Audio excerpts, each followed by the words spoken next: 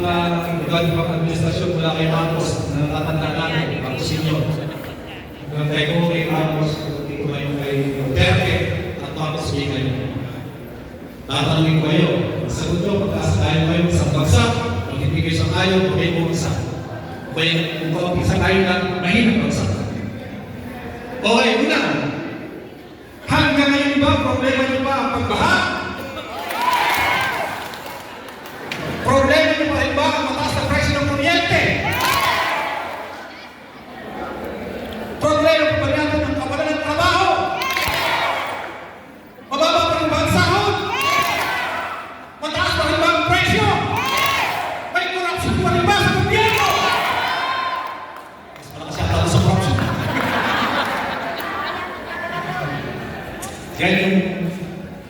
Pero yun ang problema natin, di ba? Pero pag magkukulat pa kayo, pag sinabi ko sa inyo, hindi naman yan ang totoong problema. Loko-loko ito si Carlo Diaz. Problema yun, tapos kayo sasabihin, hindi problema.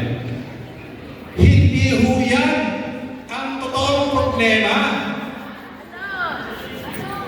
Ang totoong problema ay ang tinalakay ni Alex Lacson. Dynasty.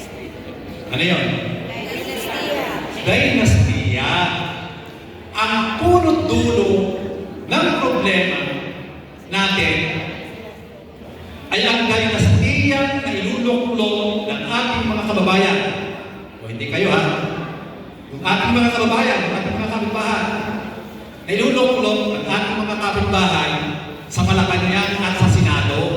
Puro dynastia. Bakit problema yun? Kasi sila ang gumagawa ng batas. Sila ang gumagawa ng programa.